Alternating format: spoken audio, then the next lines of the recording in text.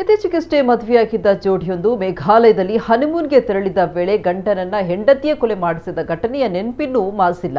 ಇದೀಗ ಅದೇ ರೀತಿಯ ಅನುಮಾನಾಸ್ಪದ ಸಾವಿನ ಪ್ರಕರಣವೊಂದು ಉತ್ತರಾಖಂಡದಲ್ಲಿ ನಡೆದಿದೆ.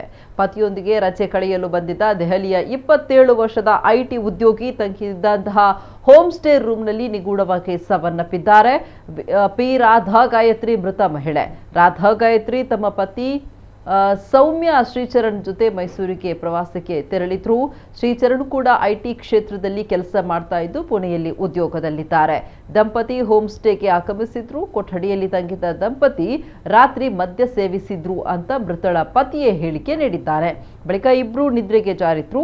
ಬೆಳಗ್ಗೆ ಎದ್ದಾಗ ಶ್ರೀಚರಣ್ ರಾಧಾರನ್ನ ನಿದ್ರೆಯಿಂದ ಎಬ್ಬಿಸಲು ಪ್ರಯತ್ನಿಸಿದ್ದಾರೆ. ಆದರೆ ರಾಧಾ ಯಾವುದೇ ಪ್ರತಿಕ್ರಿಯೆ ನೀಡದೆ ನೆಲದ ಮೇಲೆ ಬಿದ್ದಿದ್ದಾರೆ. ಬೆತ್ತಲೆಯಾಗಿ ನೆಲದ ಮೇಲೆ ಬಿದ್ದಿದ್ದ ರಾಧಾ ಅವರ ಮೂಗಿನಿಂದ ರಕ್ತಸ್ರಾವ ಆಗ್ತಾ ಇತ್ತು.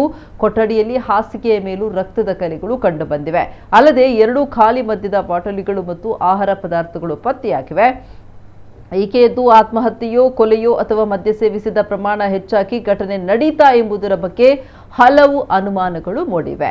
ಸದ್ಯ ಪ್ರಕರಣ ದಾಖಲಿಸಿಕೊಂಡಿರುವ ಪೊಲೀಸರು ಸಾವಿನ ನಿಖರ ಕಾರಣ ಪತ್ತೆ ಹಚ್ಚಲು ತನಿಖೆ ಮುಂದುವರೆಸಿದ್ದಾರೆ.